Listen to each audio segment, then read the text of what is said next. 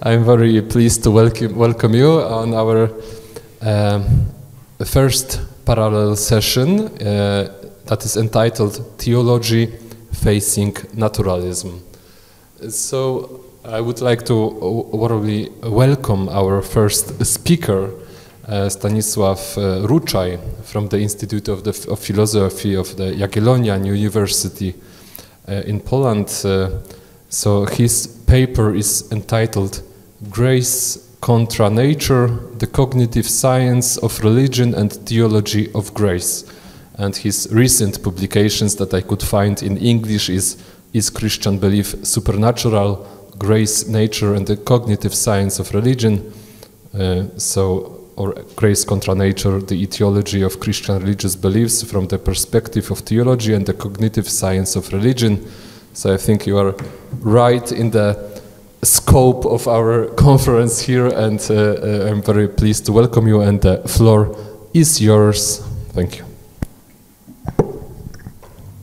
Dzień dobry. Działa? Tak. Hello. Thank you for the introduction, and thank you very much for attending my presentation. My name is Stanisław Ruczaj. I have a PhD in philosophy of religion.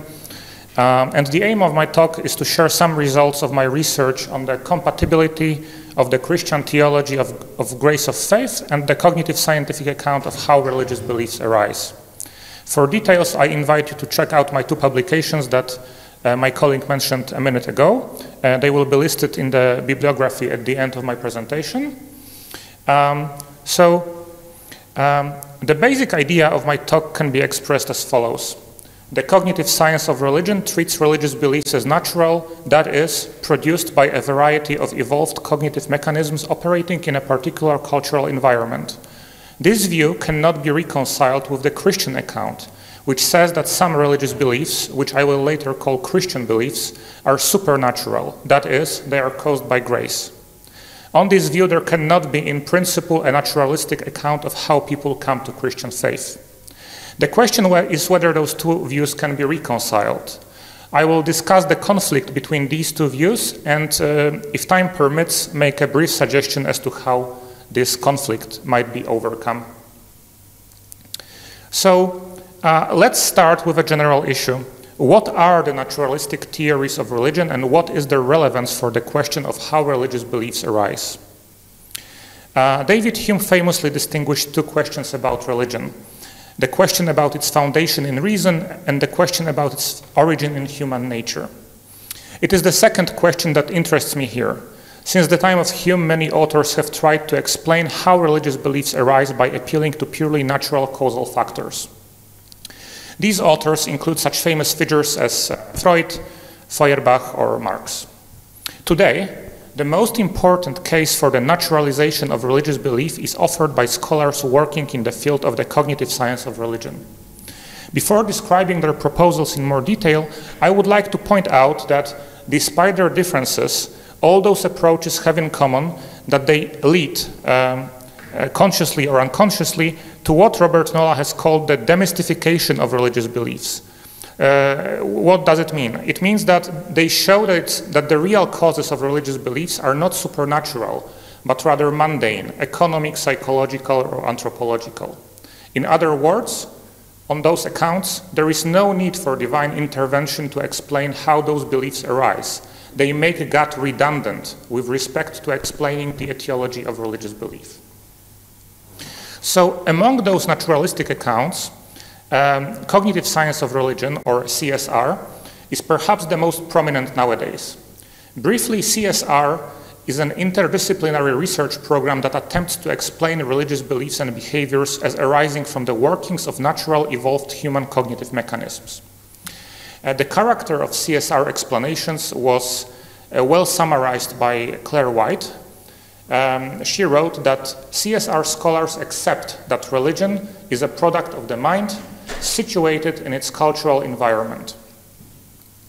Very briefly, cognitive scientists of religion point to the evolved pan-human cognitive tendencies that make us prone to represent and believe in invisible agents which interact with the physical world, agents that have minds, that have arranged important life events to communicate their intentions to humans, that have designed the natural world, that are responsible for both human suffering and positive events, such as escaping from harm or suddenly recovering from illness, and that display superpowers such as omniscience or omnipotence.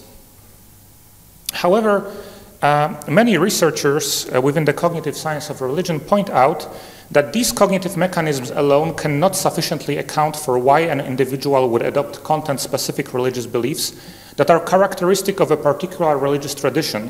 For example, that Muhammad was the last prophet of God or that God is triune. Therefore, it is argued that a full explanation of how religious beliefs arise must also take into account the cultural milieu in which an individual lives. Studies reveal that a very significant role in the specific religious beliefs that an individual adopts is served by creeds, or credibility-enhancing displays, behaviors that demonstrate religious commitment such as prayer, adherence to a religion's moral principles, or participation in rituals. We tend to adopt beliefs that are supported by relevant creeds. In this way, CSR offers to explain not only the general human tendency towards some form of religiosity, but also promises to explain the specific religious beliefs that distinguish adherents of different religions from one another. Importantly, for later considerations, this also extends to the core Christian religious beliefs, that is, beliefs that Christians hold as Christians, and not simply, for example, as theists or supernaturalists, such as belief in the divinity of Christ or the belief in his salvific death on the cross and resurrection. Some authors have argued that theories developed within the cognitive science of religion are in tension with the hypothesis of supernatural origins of religious beliefs. This tension was called by Hans van Eygen, who was one of the most prominent young scholars in the field, the conflict of causes. He expressed the conflict of causes in the following way. CSR theories claim that religious belief is caused by cognitive mechanisms and evolutionary pressures, while religious believers claimed it is caused by a supernatural being. So the conflict of causes is based on the assumption that such a naturalistic answer to the question of how religious beliefs arise is incompatible with the religious answer, which holds that religious beliefs are caused by God. If the former answer is true, then the latter must be false and vice versa. It is not possible that both God and evolved cognitive mechanisms are responsible for causing religious faith. In the next slide, I will present a standard way of responding to the conflict of causes, which I call Plantinga-style response. I will then show why this strategy does not easily work in the case of Christian religious beliefs. Okay? So, the existing responses to the conflict of causes can be separated into two groups. The first group denies that the CSR explanation of religious beliefs is causally sufficient, given that there is a universe and human beings equipped with certain cognitive mechanisms. Therefore, there is a room for God to intervene and causally contribute to the formation of religious belief. The second kind of responses is a more interesting one. I call it the Plantinga-style response because it was nicely captured by Alvin Plantinga in his opus magnum, Warranted Christian Belief. Of course, Plantinga is not the one who invented this strategy of responding, but he is one of the most prominent protagonists. So he formulated his response in a chapter in which he criticizes Freudian and Marxist complaints about religion. Freud and Marx put forward naturalistic accounts of religious belief as accordingly a result of wishful thinking and a form of alienation. Plantinga reads these accounts as attempting to discredit the rationality of religious belief by showing that this belief stems from unreliable cognitive mechanisms. This is a strategy known in philosophy as debunking. Plantinga responds to those critics of religion. The fact that we are offered a naturalistic explanation of how religious beliefs arise does not force us to reject the claim that God causes these beliefs, as God may very well have designed humans to form religious beliefs in such a natural way. So what is important is that this line of reasoning can be easily employed to resolve the conflict of causes. the fact that we are offered a naturalistic explanation of how religious beliefs are formed does not force us to reject the claim that God causes these beliefs, as God may very well have designed humans in such a way that they would form religious beliefs in a natural way. So, in other words, God could have designed us in such a way that it would be natural for us to have faith.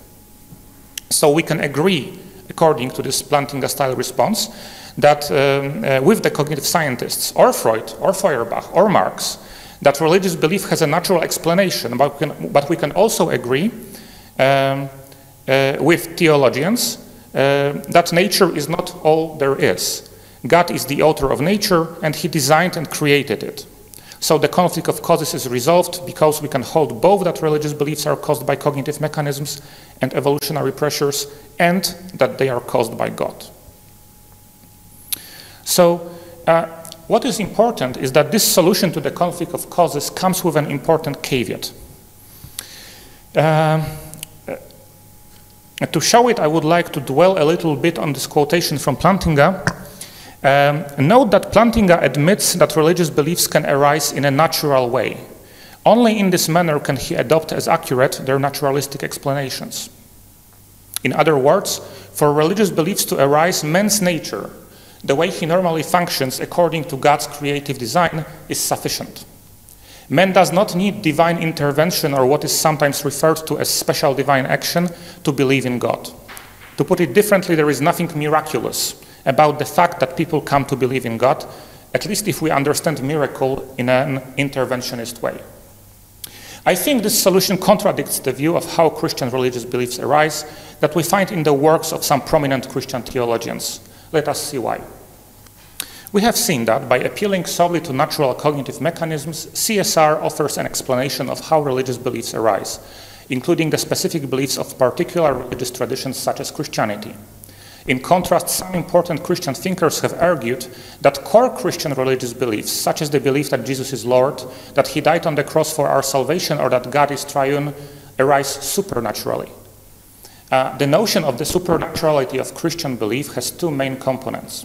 First, it maintains that human beings cannot arrive at Christian beliefs by their natural powers.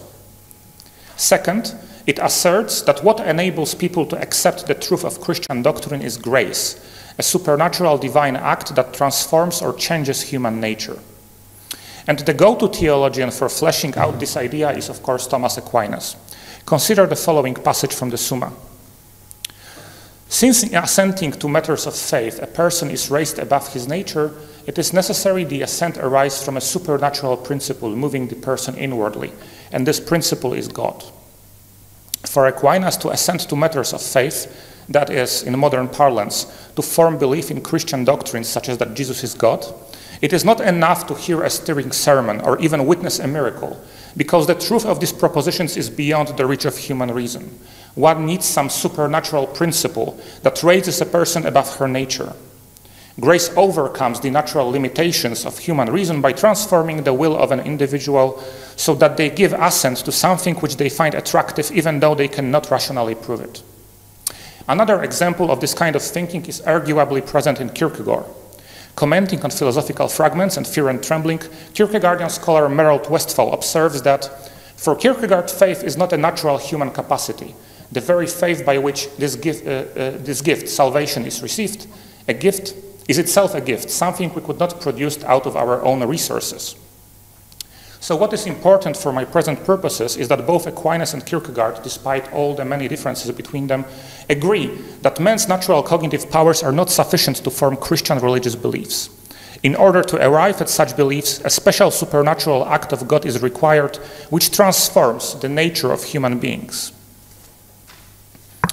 Now, I can turn to examining the implications of the supernaturality of Christian belief for a potential solution to the conflict of causes.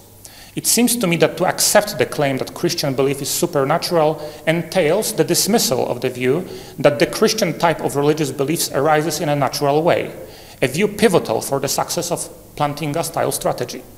If Christian beliefs arose in such a natural way, as for example CSR describes, it would mean that, contra Aquinas, assenting to matters of faith does not demand that human beings are raised above their nature, or that contra Kierkegaard, we can produce faith out of our own resources. A Christian who is committed to the supernaturality of faith cannot maintain God designed us in such a way that we come to have Christian beliefs in a natural way. It seems then that if we accept the supernaturality of faith, the conflict of causes remains unresolved in the case of Christian religious beliefs. So at this point, a Christian believer faces a dilemma. He can reject the scientific explanation of the formation of his religious beliefs and instead opt for fidelity to his theological convictions, or he can reject the thesis of the supernaturality of Christian faith. Each of these options has its price. I will not go into these costs here because of time constraints, but I will end by offering my preferred solution to the dilemma. So the solution is that a Christian will be able to maintain that religious beliefs arise naturally, but also that they arise by grace. How we can achieve this solution? We could try to redefine the term grace so that it loses its supernatural or interventionist connotations. This move may seem ad hoc, but fortunately there are good theological resources to carry it out. I refer here, for example, to the theory of late Dennis Edwards, who was a Dominican Thomist who died a few years ago and who was interested in divine action in the created world. I'm not sure that I have time to present his theory in full detail, but if you are interested, I invite you to read my paper, which is in open access, Is Christian Belief Supernatural? If anyone would be interested now, you can ask the question. I will try to say something about Edwards. For now, it's all. Thank you very much.